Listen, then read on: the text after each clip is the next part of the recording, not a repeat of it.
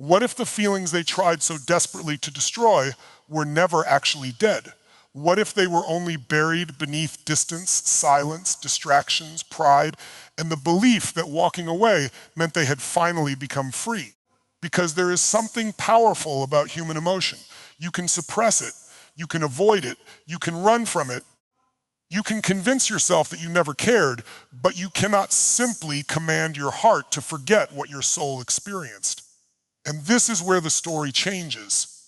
An avoidant can walk away and look completely unaffected. They can become cold. They can stop reaching out. They can act as if the relationship meant nothing.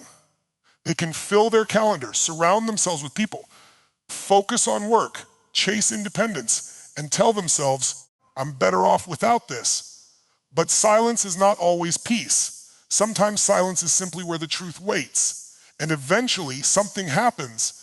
The distractions become quieter, the nights become longer, the memories become sharper, a familiar song plays, a place brings something back, a conversation reminds them of you.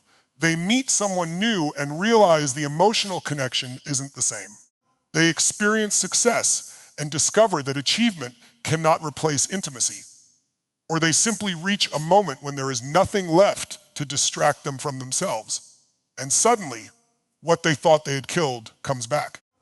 Not weaker, stronger because emotions that are denied don't always disappear. Sometimes they become more concentrated beneath the surface, but understand this. This is not about waiting for someone to come back. This is not about putting your life on hold while another person battles their emotions. And this is not about believing that every avoidant will eventually return. This is about understanding a deeper principle of human nature. You cannot heal what you refuse to face. You cannot transform what you continue to run from. And you cannot experience the fullness of love while constantly protecting yourself from the vulnerability that makes love possible. There comes a moment in every person's life when the walls they built for protection become the walls keeping them imprisoned. At first, those walls feel safe. They say, I don't need anyone. They say, I'm happier alone. They say, I don't have feelings anymore. They say, I'm over it. But sometimes those statements aren't declarations of freedom. Sometimes they're defenses against fear. Because there is a difference between not caring and being afraid to care. There is a difference between being emotionally free and being emotionally shut down. There is a difference between choosing solitude and using solitude to avoid being seen.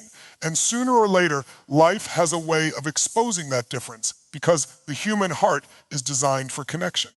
You can train yourself to suppress your emotions, but you cannot erase your capacity to feel. You can become extremely independent, but independence was never meant to become emotional isolation. You can convince yourself that needing nobody is strength, but real strength is being secure enough to love without losing yourself. And sometimes the person who walked away discovers this only after the other person stops chasing. That is when absence can become powerful. When you were always available, they didn't have to confront the possibility of losing you. When you kept explaining, they didn't have to sit with unanswered questions. When you kept reaching out, they didn't have to experience the full weight of distance. But when you stopped chasing, not to manipulate, not to punish, but because you finally choose your own dignity, something changes. The emotional environment changes. The constant reassurance disappears. The familiar access disappears. And suddenly, they have space to hear what they were too distracted to hear before, their own heart. And that is where the battle begins, because now they have to confront the memories they thought they had buried. They remember the conversations, the laughter, the moments of vulnerability, the feeling of being understood. The way someone looked at them without demanding perfection, the safety they experienced but were too afraid to trust. And suddenly they realized something painful.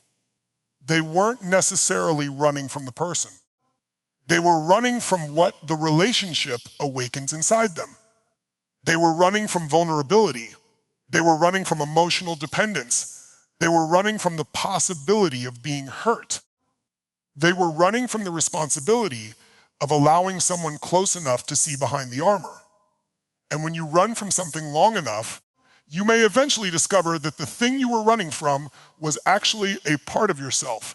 That is why transformation requires courage, not the courage to chase, the courage to stop, not the courage to convince someone, the courage to release control, not the courage to prove your worth, the courage to know your worth without needing another person's recognition. You cannot control another person's awakening. You cannot force someone to become emotionally available. You cannot love someone into healing. And you cannot carry another person's fear for them. But you can transform yourself. You can stop participating in cycles that diminish you. You can stop confusing someone's inconsistency with your inadequacy. You can stop interpreting their distance as proof that you weren't valuable. You can stop begging someone to see what was already true. You can choose peace. And here's the paradox. When you stop trying to control their feelings, you reclaim control over your own life. You become powerful again. You wake up in the morning without asking, will they come back? You start asking, who am I becoming? You stop asking, do they miss me? You start asking, am I living in alignment with the life I was created to live? You stop asking, when will they realize my value? You start realizing that your value was never dependent on their realization. That is transformation. And sometimes that transformation becomes the very thing that forces another person to confront themselves. Because when someone realizes that you are no longer waiting at the same emotional door, they may finally understand that your presence was never guaranteed. But remember, their realization is not your reward. Your growth is. Their regret is not your victory. Your peace is. Their return is not proof that you won. Your ability to love yourself without abandoning yourself is the victory, because divine principles don't teach us to live in obsession. They teach us surrender. They teach us wisdom. They teach us that what is meant for our growth will not require us to destroy ourselves to keep it. And sometimes God allows distance because distance reveals what closeness concealed. Sometimes separation exposes patterns that togetherness allowed you to ignore. Sometimes the ending of a chapter is not punishment, it is preparation. And sometimes the person who walked away has to experience their own silence before they understand the value of your presence. But whether they return or not, your assignment remains the same. Become stronger, become wiser, become emotionally whole. Build a life that does not depend on another person's decision, because the greatest mistake you can make is turning someone else's emotional awakening into the purpose of your life. Your purpose is bigger than that. You were not placed on this earth to wait for someone to choose you. You were placed here to become who you were created to become. And if someone returns after doing the work, after facing themselves, after learning to communicate, after taking responsibility, after becoming capable of giving what they once withheld, then you can evaluate that person from a position of strength, not desperation, not fantasy, not fear. Strength. And if they never return, you still win because you didn't lose yourself waiting for them. That's the deeper lesson. Sometimes the person you desperately wanted to come back was actually sent into your life to teach you how to come back to yourself. And that is why the feelings they thought they killed can return stronger. Because feelings are not always the enemy. Sometimes feelings are messengers. They reveal unfinished healing. They expose fear. They uncover desire. They remind us of what mattered. They show us where we are still divided within ourselves. And when those feelings return, the question is not simply, do I still love this person? The deeper question is, what is this feeling trying to teach me? Maybe it is teaching you that you are capable of deep connection. Maybe it is teaching you that running does not create peace. Maybe it is teaching you that vulnerability is not weakness. Maybe it is teaching you that love requires courage. Maybe it is teaching you that you cannot build a meaningful life while constantly protecting yourself from pain, because pain is part of being alive.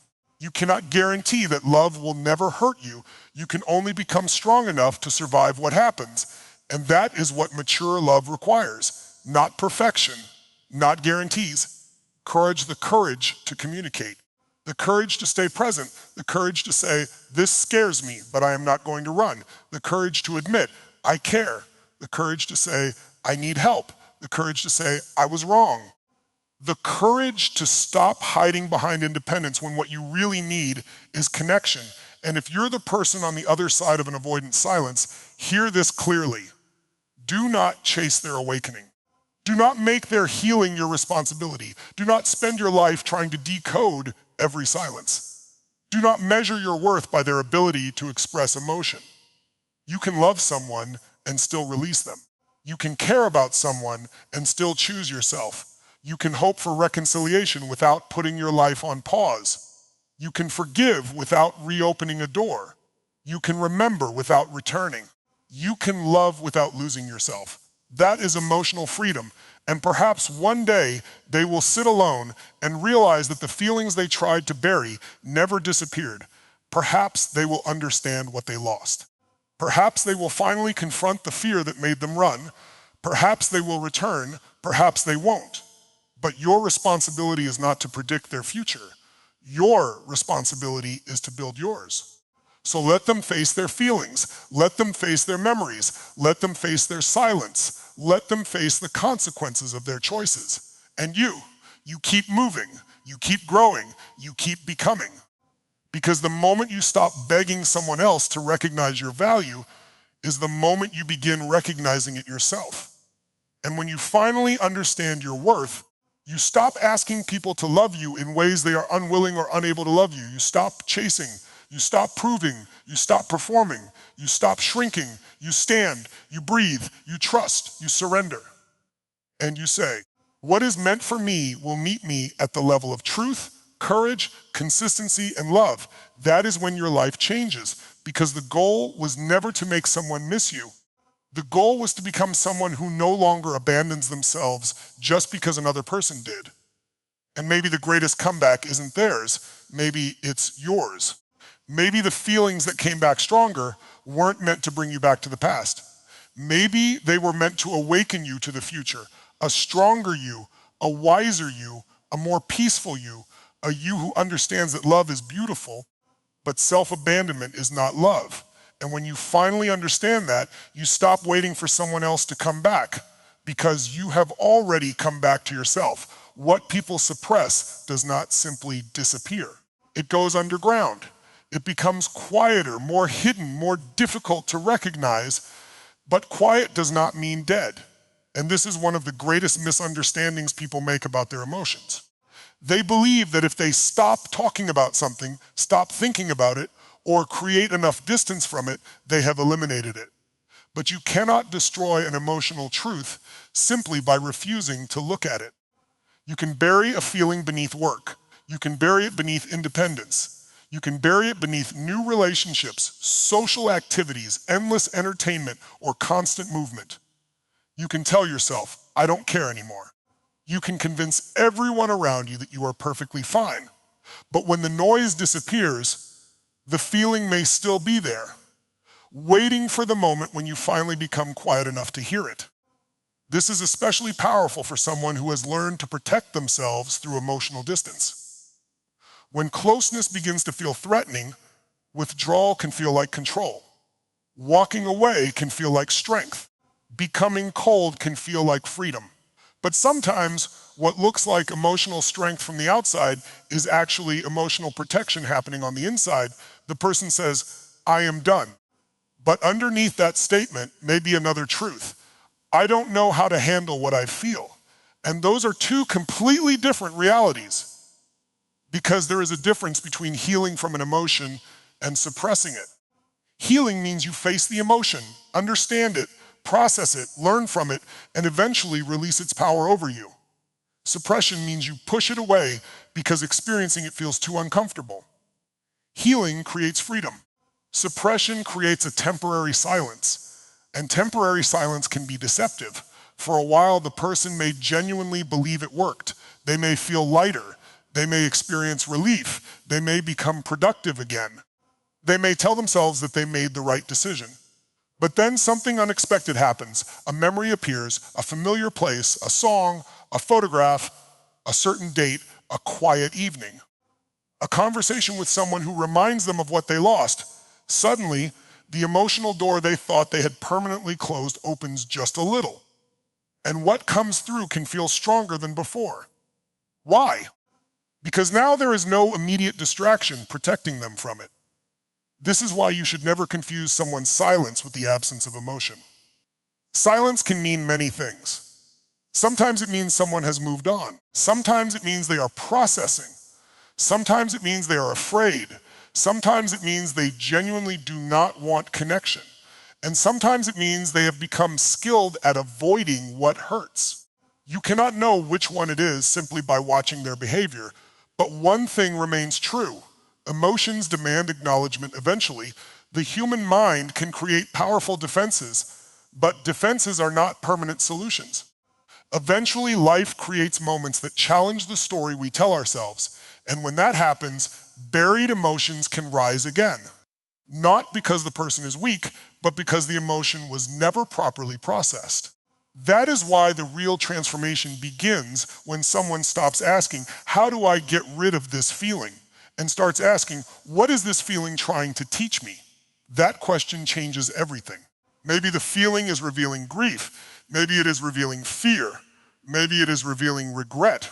Maybe it is revealing love. Maybe it is revealing the part of the self that desperately wanted to be understood. And once you become willing to listen instead of run, the emotion no longer has to control you. You can face it, you can understand it, you can grow through it. Because what you refuse to feel can continue controlling you from the shadows. But what you courageously face can become a source of wisdom. And sometimes the feeling you thought you had killed was never your enemy. It was simply the truth you weren't ready to hear. Distant can silence emotion, but it cannot erase meaning. When someone walks away from a powerful connection, they may create physical space, emotional space, and psychological distance, believing that distance itself will make everything disappear. At first, it can work. The heart becomes quieter. The mind becomes occupied. The person feels more in control. They may even believe they have finally escaped the emotions that once overwhelmed them. But there is something distance cannot do. It cannot rewrite history. You can leave the room, but you cannot leave every memory behind. You can stop communicating, but you cannot instantly erase the moments that changed you. You can remove someone's name from your phone, but you cannot remove the emotional meaning that person carried. And this is where many people misunderstand what happens after separation. They think, if I don't feel it right now, then it must be gone. Not necessarily. Sometimes the mind simply becomes busy enough to avoid feeling it. There is a difference between forgetting someone and becoming distracted from someone. There is a difference between emotional healing and emotional avoidance. One transforms the experience. The other simply postpones it. Imagine carrying a letter you never opened. You can put it in a drawer. You can move the drawer to another room. You can move to another house. You can even throw away the envelope.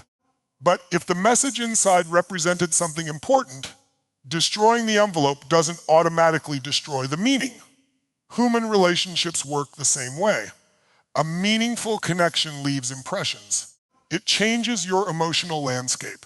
It teaches you something about yourself. It may reveal parts of you that had remained hidden.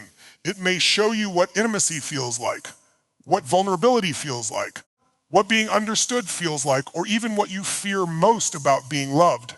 And when that connection ends, those lessons do not simply vanish. This is why someone can appear completely detached while still carrying emotional memories inside. They may not talk about them, they may not admit them, they may not even consciously understand them. But certain experiences remain connected to emotion. A particular place can trigger a memory. A smell can bring back a moment. A song can reopen an entire chapter of life in seconds. A familiar phrase can suddenly remind someone of a conversation they thought they had forgotten. The remarkable thing about emotional memory is that it does not always operate according to logic. You can logically decide, I am finished, but your emotional system may still be processing what happened. And sometimes this becomes even stronger when the initial intensity of separation fades. In the beginning, there may be relief, there may be anger, there may be certainty, There may be a powerful sense of control, but later, when life becomes ordinary again, the absence becomes more noticeable. The person begins experiencing normal days without the connection. And that is when meaning can return. They may realize that what they miss is not simply a person being physically present. They miss the emotional experience associated with that person. They miss being known. They miss the conversations. They miss the feeling of safety. They miss the laughter. They miss having someone who understood a side of them that few people ever saw. And sometimes they discover that replacing a person is easy, but replacing emotional meaning is not. This is why you should never build your life around trying to make someone feel your absence. Your job is not to manufacture distance as a strategy. Your job is to live your life with dignity. If someone needs distance, give it. If someone chooses to leave, let them. If someone needs space, respect it. But never confuse respect for their distance with abandonment of yourself. Keep growing, keep building, keep becoming. Because the deepest power of distance is not that it makes someone miss you. The deepest power of distance is that it gives both people an opportunity to see clearly. Sometimes distance reveals that a connection was not healthy. Sometimes it reveals that two people genuinely belong apart. And sometimes it reveals something neither person was mature enough to understand while they were together. That is why distance can become a teacher. It removes the constant stimulation. It removes the daily familiarity. It removes the immediate reassurance. And in that silence, people are sometimes forced to encounter the meaning of what they experienced. The person who walked away may eventually realize that the connection mattered more than they admitted, and the person who was left behind may realize something equally important. Their worth was never determined by someone else's ability to stay. That is the divine lesson hidden inside separation. Sometimes God creates distance not to destroy a connection, but to expose the truth within it. Sometimes distance reveals whether love was built on fear or freedom. Sometimes it reveals whether someone truly wants you or simply wants access to you. Sometimes it reveals whether two people can return with greater wisdom or whether their chapter has served its purpose. So don't fear distance. Don't chase it, but don't fear it either. Let silence reveal what words could not. Let time expose what urgency concealed. Let absence teach what constant presence prevented you from learning, because when something has real meaning, distance may change the circumstances, but it cannot erase the lessons.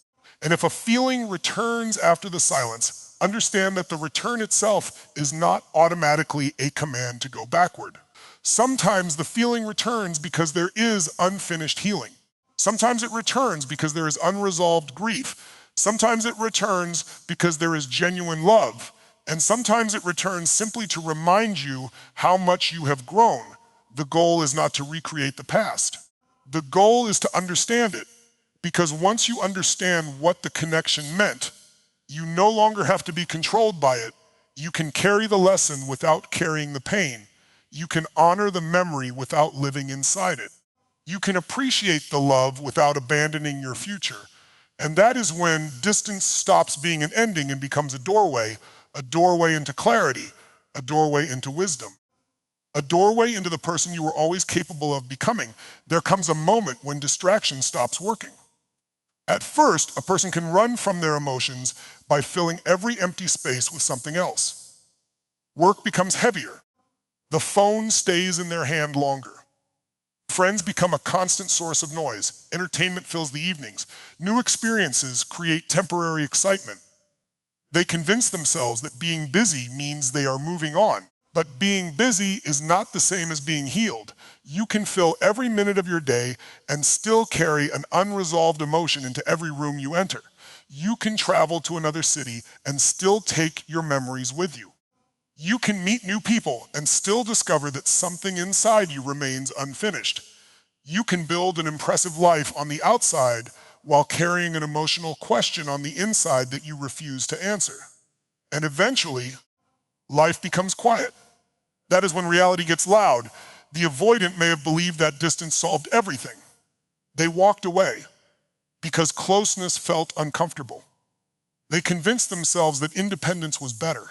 They told themselves they didn't need the relationship, didn't miss the person, and didn't want to look back. Then the distractions begin losing their power. The workday ends, the friends go home, the notifications stop. The room becomes quiet, and suddenly there is nowhere left to run. This is where the mind begins replaying what it tried to suppress. A memory appears, a conversation returns, a question emerges. What if I handled it differently? What if I was afraid instead of uninterested? What if I pushed away something I actually wanted? What if the person I thought I didn't need was someone I genuinely valued? These questions can be uncomfortable because they challenge the story someone created to protect themselves. It is easy to say, I never cared. It is harder to say, I cared and I was afraid. It is easy to say, they were too much. It is harder to admit, their closeness exposed parts of me I didn't know how to handle. It is easy to say, I wanted freedom. It is harder to admit, I confused emotional distance with freedom. That is why self-confrontation requires courage. And eventually, everyone reaches a point where they have to meet themselves. You can distract other people.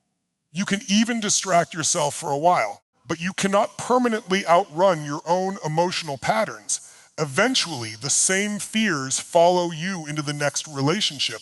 The same avoidance follows you into the next connection. The same discomfort with vulnerability appears again. The same urge to withdraw returns whenever intimacy becomes real. And then you realize something powerful. The problem was never only the person you left. The deeper problem was the pattern you carried. This is why running doesn't create transformation. It only changes the location where the pattern appears. You leave one relationship, but if you never examine yourself, you eventually recreate the same emotional cycle somewhere else. Different person, same fear.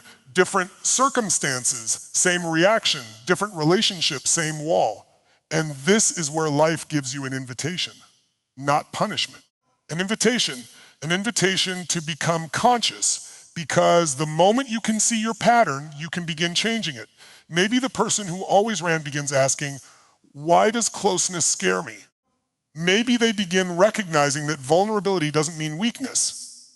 Maybe they discover that their need for control was actually a response to fear. Maybe they realize that pushing someone away protected them from rejection, but also protected them from intimacy. That realization can hurt, but sometimes pain is the beginning of wisdom. You cannot change what you refuse to acknowledge. You cannot transform a pattern you continue defending. And you cannot build a new emotional life using the same beliefs that created the old one. This is why the silence after separation can become so powerful. It creates space, and space creates awareness. When there is no one else to blame, you begin looking inward. When there is no conversation to distract you, you hear your own thoughts. When there is no relationship to manage, you finally have to manage yourself. And that is where genuine transformation begins. But hear this clearly. If you are the person who was left behind, do not turn this understanding into a reason to wait. Don't sit around thinking, one day the silence will make them realize everything. Maybe it will, maybe it won't. Your life cannot be built around a possibility. You have to build around purpose. Let their journey be theirs. Let your journey be yours. If their distractions eventually stop working, that is their moment of truth. Your moment of truth is now.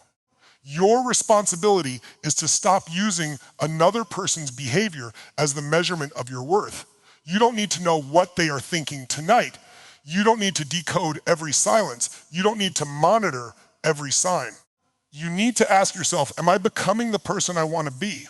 Because when you begin asking that question, your energy changes. You stop waiting. You start creating. You stop chasing explanations. You start building meaning. You stop trying to control another person's emotional awakening. You begin mastering your own. And that is where real power lives. Sometimes the greatest awakening happens when the distractions disappear and reality finally becomes impossible to ignore. But the ultimate lesson is not whether someone comes back. The lesson is whether someone becomes honest enough to face themselves. Because when reality gets louder than distraction, you have two choices. You can run again, or you can finally turn around and face yourself. And the second choice is where healing begins. Loss has a way of revealing value that presence sometimes allows us to overlook. When something is always available, the human mind can become accustomed to it. We stop noticing the small things. We stop appreciating the conversations, the comfort, the laughter, the consistency, and the emotional safety because familiarity makes them feel ordinary. But when that presence disappears, the mind begins comparing life before the loss with life after it. And sometimes that comparison reveals a truth that was invisible before, what you had mattered far more than you allowed yourself to admit. This is one of the most powerful lessons of separation. Sometimes you do not understand the value of a connection while you are standing inside it. You understand it when you step outside of it. An avoidant person may walk away believing they have regained freedom. They may feel relief because emotional closeness had become overwhelming. They may believe distance has solved the problem. But eventually, when the emotional pressure disappears, something unexpected can happen. They begin noticing what is missing. They notice that not everyone understands them the same way. Not everyone listens the same way. Not everyone makes them feel safe enough to reveal parts of themselves they usually hide. Not everyone creates the same emotional connection. And suddenly, the person they thought was replaceable becomes unforgettable. But understand something important. Realizing someone's value after losing them does not automatically mean you are ready to love them properly. Awareness is not the same as transformation. Someone can miss you and still be emotionally unavailable. Someone can regret losing you and still repeat the same behavior. Someone can think about you every night and still be unwilling to face their fears. That is why your responsibility is not to become obsessed with whether they finally understand your value. Your responsibility is to understand your own. Because one of the most dangerous things you can do is wait for another person's regret to validate your worth. Your worth existed before they recognized it. Your value existed before they missed you. Your presence mattered even when they were too emotionally overwhelmed to appreciate it. And sometimes loss becomes the teacher because it removes entitlement. When someone has constant access to you, they may unconsciously assume you will always be there. They may believe that no matter how distant they become, you will keep reaching out. No matter how cold they become, you will keep explaining. No matter how many times they withdraw, you will keep waiting.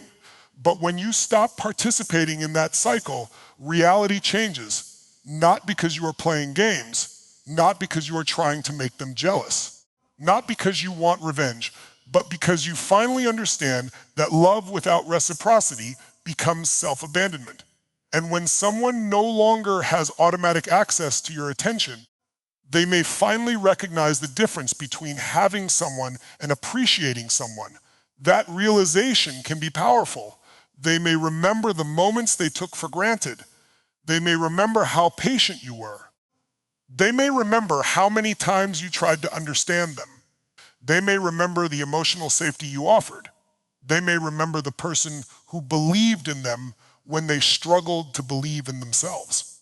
And sometimes that memory creates regret, but regret should never become the foundation of your future. If they return, let their actions speak, let consistency speak, let accountability speak, let emotional maturity speak. Because real transformation does not announce itself with words alone, it appears in behavior. A person who is truly changed does not simply say, "I miss you." They say, "I understand what I did, I understand how it affected you, and I am willing to do the work differently." That is the difference between nostalgia and transformation. Nostalgia remembers the good moments. Transformation takes responsibility for the painful ones. Nostalgia says, "I miss what we had." Transformation says, "I understand why I lost it, and I am willing to become different."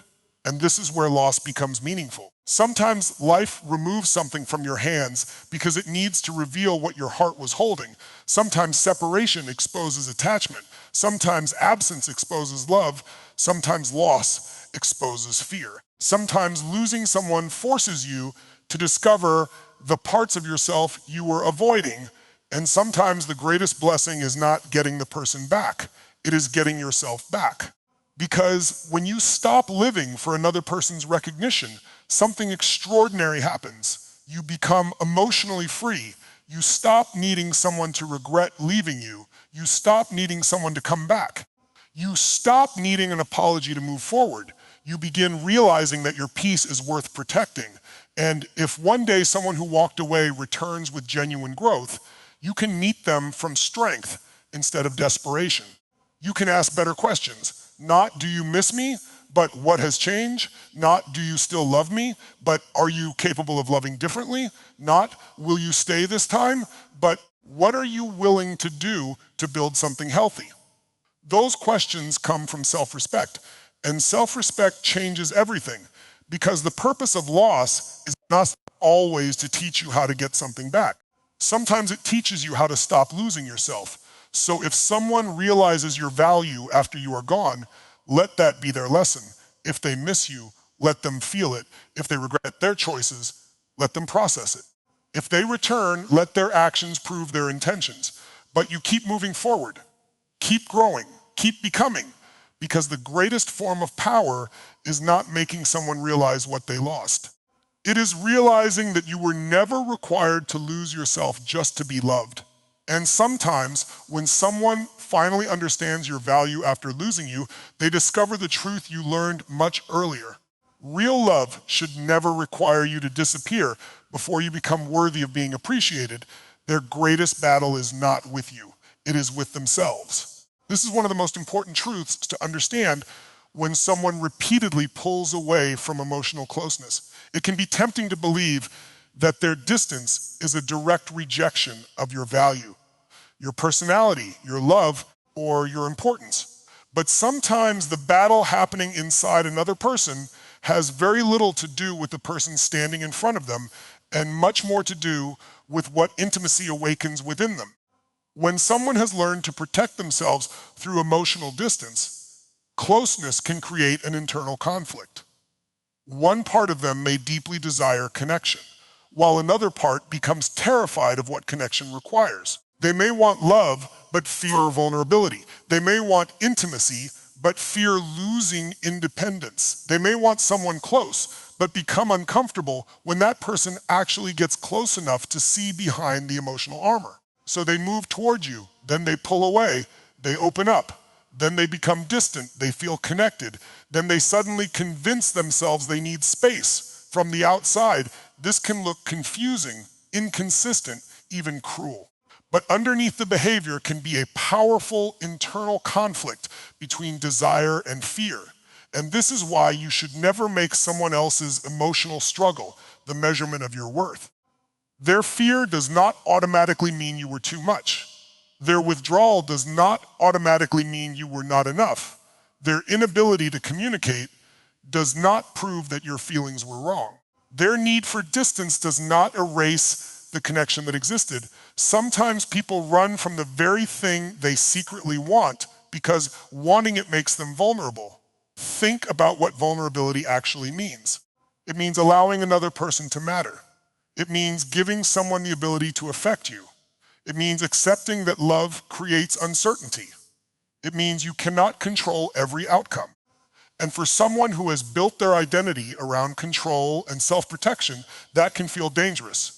They may think, if I don't need anyone, no one can hurt me. But there is a hidden cost to that belief. If you never need anyone, you may also prevent yourself from experiencing deep connection. If you never open up, you may never feel truly known. If you never risk rejection, you may also never experience the intimacy you desire. Protection can save you from pain, but it can also keep you from love. And eventually, that contradiction becomes exhausting. A person can become tired of running, tired of pretending, tired of constantly convincing themselves that they don't care, tired of beginning connections and then sabotaging them when they become serious, tired of feeling lonely while telling themselves they prefer independence. That is when the inner battle becomes impossible to ignore. And the answer is not to chase them into healing. You cannot fight their battle for them. You cannot force someone to become emotionally available. You cannot convince someone to stop being afraid. You cannot love someone so intensely that they suddenly become healed. Healing requires personal responsibility. They must be willing to look within themselves and ask difficult questions. Why do I run when someone gets close? Why does vulnerability make me uncomfortable? Why do I feel trapped when someone loves me? Why do I push people away and then miss them when they're gone?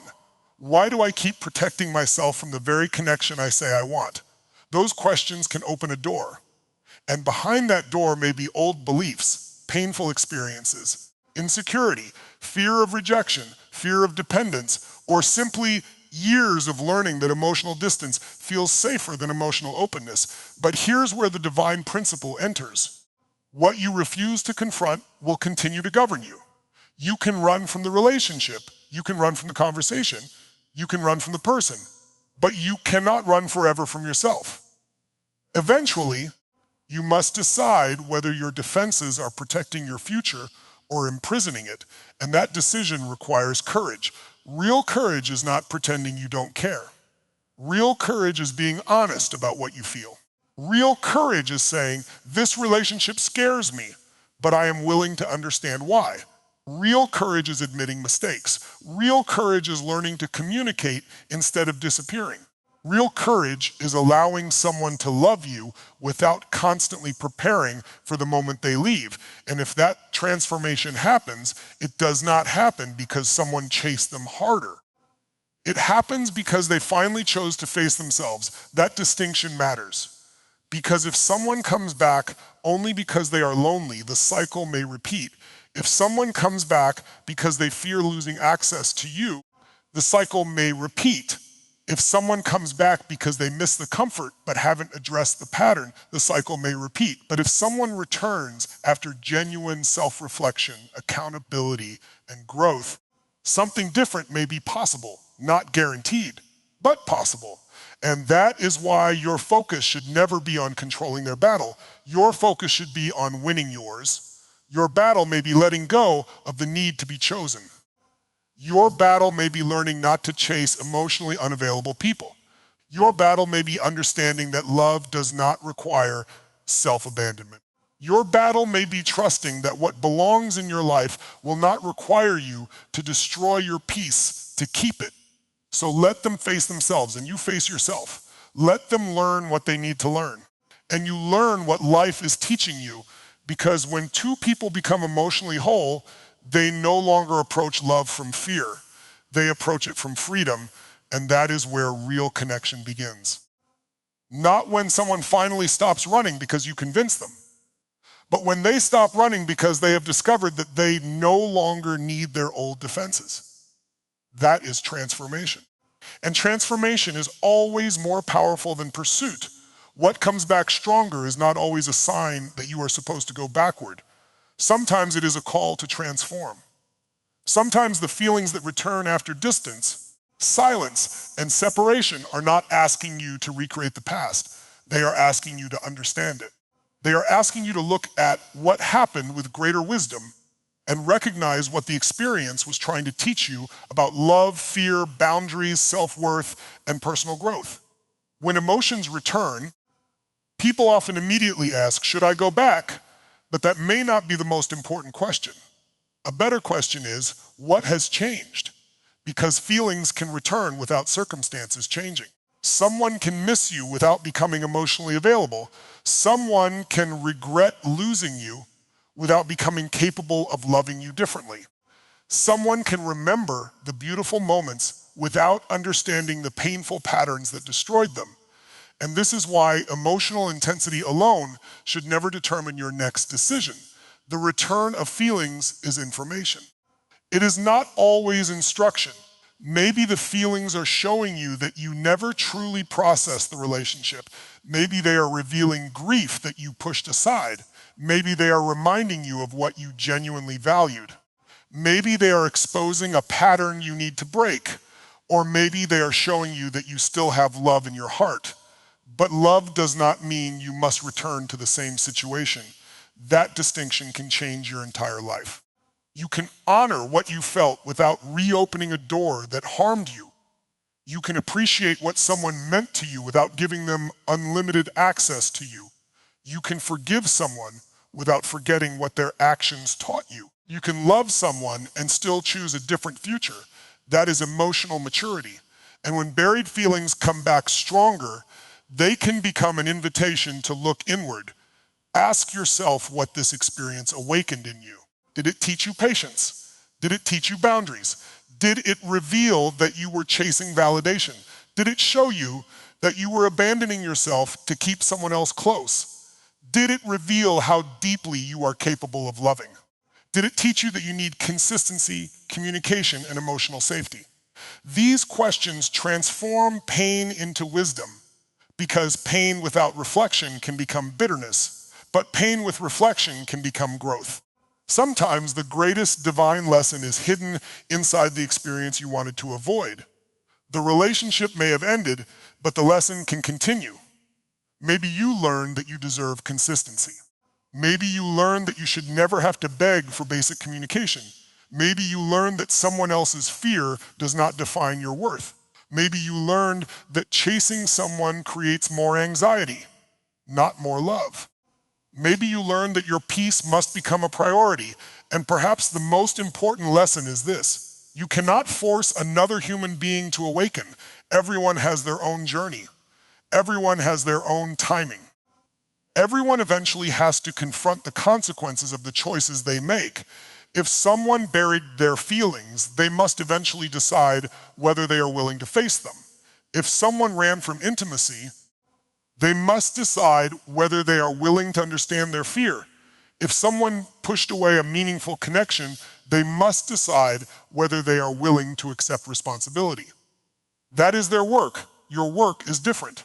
Your work is to become whole, to stop waiting for someone else to give you closure, to stop measuring your future by someone's return, to stop believing that their realization will finally make you feel worthy. Your worth is not waiting at the end of someone else's emotional journey. Your worth is already present. And when you truly understand that, something powerful happens. You stop being controlled by outcomes. If they return, you can evaluate. If they do not, you continue. If they change, you observe. If they remain the same, you protect your peace. You no longer need to force life into the shape you imagined. You trust that what is meant for you will meet you through truth, consistency, courage, and mutual effort. That does not mean sitting passively and waiting for destiny. It means actively building a life worthy of your own potential. Wake up, work on yourself, strengthen your mind, protect your peace, develop your purpose, build meaningful relationships, become emotionally stronger, become spiritually grounded. Become the person you would be proud to live with for the rest of your life. Then, if someone from your past appears again, they are not meeting the same person they left. They are meeting someone who has learned, someone who has grown, someone who no longer needs to be chosen to feel valuable, someone who can say, I care about you, but I will not abandon myself for you. That is strength. That is freedom. And that is the deeper meaning of feelings returning stronger. Maybe they are not coming back to pull you into the past. Maybe they are coming back to show you how far you have traveled. Maybe the emotion is not asking you to repeat the story. Maybe it is asking you to rewrite it within yourself. So don't fear what you feel. Don't worship it either. Listen to it, learn from it, let it reveal what needs healing. Let it reveal what needs to change. And then choose your future consciously, because the greatest transformation does not happen when someone finally comes back. It happens when you no longer need them to. That is when love becomes a choice instead of a dependency. That is when memories become wisdom instead of chains. That is when loss becomes growth. And that is when you finally understand that what came back stronger was never meant to destroy you. It was meant to awaken you.